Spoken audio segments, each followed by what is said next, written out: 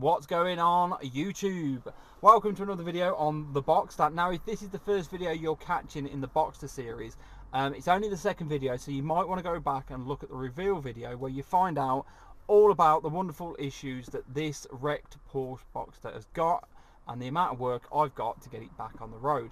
Now back to this week's video, we're going to focus on the reason why the car won't start or even turn over properly. So after a bit of googling and some support from the Porsche forums, I've actually found out that the engine in this Porsche Boxster has been changed. Now that's not a problem. The problem is that it's been changed for an engine that's obviously come out of a Tiptronic car. So the engine loom is also a Tiptronic engine loom. Now this is a 5-speed manual, so there's no way on this planet that loom is ever going to work with this car.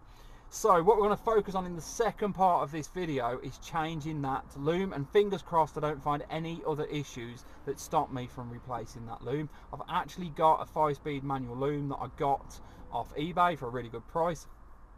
So we're going to get on and get that changed. But before we do that, I want to tackle the broken lower arm on the rear so we can get the car back on the ground and get it rolling. So let's get on with it.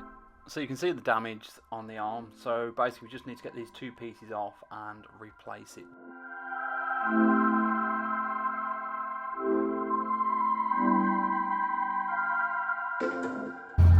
So to get this off, it's kind of one bolt here and then 2 bolts there, and this arm will come off, and then I can put the new one in.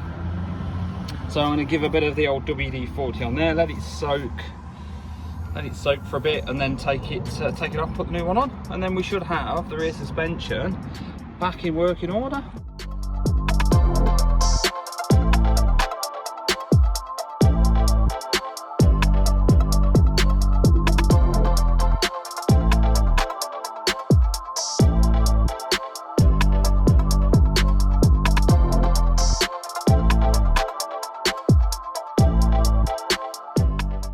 So the first problem I've encountered, I've just snapped this Torx bit. I've got another Torx bit, but I can't use it because the end of this is stuck in the arm. So now we're gonna have to get the nut splitter on it, maybe clamp it down because of the angle, maybe drill the nut off as well. So yeah, let's just get on with it.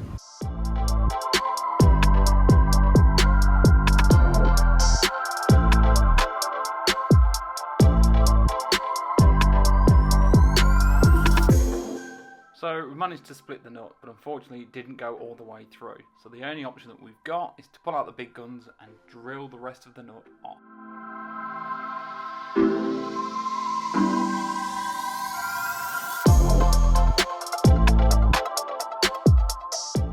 So there we are, the old arm is off, and yes, it's had a pretty bad smack. I mean, that should be straight, and it's not. You can see it's bent, so I don't know what's hit it. There's no damage to the wheel, so it's not like it slid into the curb and broke it.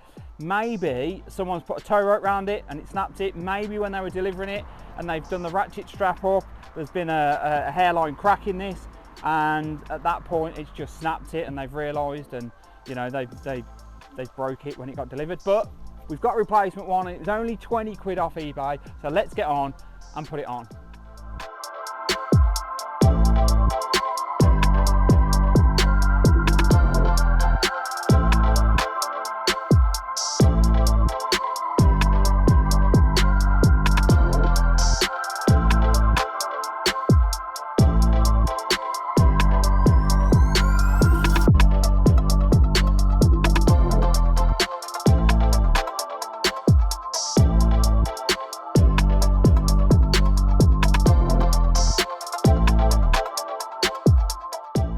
While fitting the lower arm, I noticed, and I think you can see it, there's only 2 bolts holding the drive shafts in. Now I'm not sure about the other side, but this just gives a little bit more insight into the history of this Boxster. So I think I need to go around and check and make sure that everything's bolted in properly on the engine. I just don't understand people. Anyway, let's get on. So there we are guys, new lower arm fitted. It wasn't too difficult.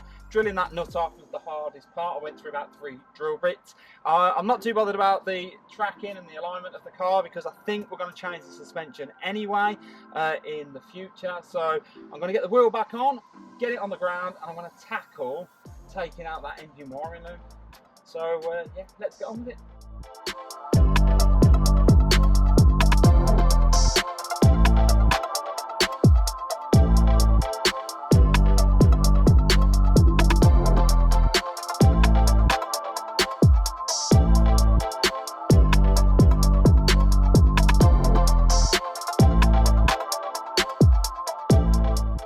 So I've already removed the air intake, and now what I'm going to do is start on the driver's side and work my way around to the passenger side.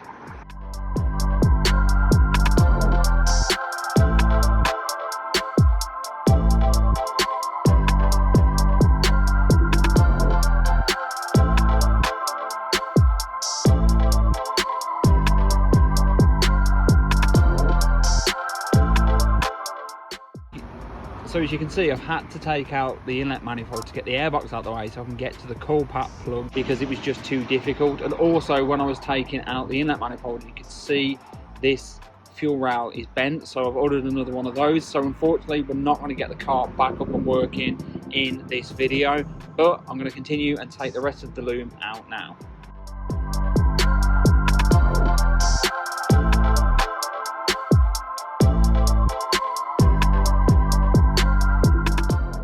To gain better access on the driver's side, I made the decision to pull the inlet manifold off. It just made life a lot easier.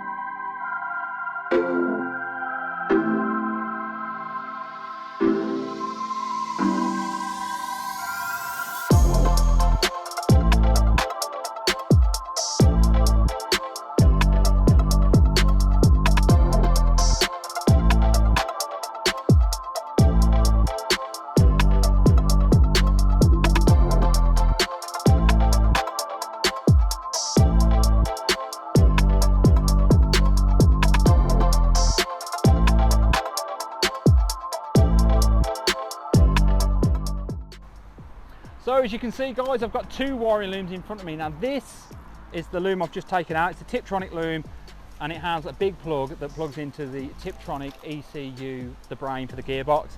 And the manual loom, which I got off eBay for around 60 quid, which was a bargain, only has 5 plugs plus an earth. I guarantee as soon as we put that in, it will drive the engine, or the engine will turn over. So I'm really looking forward to that. Unfortunately, I'm not going to fit that in this video because I'm waiting on the fuel rails and the inlet manifold for the driver's side of the engine because it was damaged.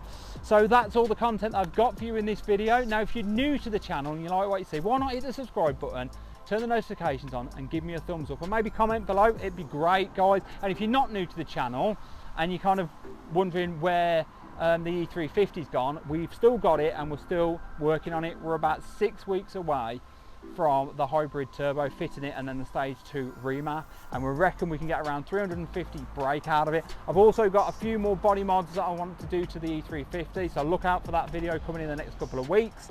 And yeah, thanks for watching guys, and I'll catch you in the next video.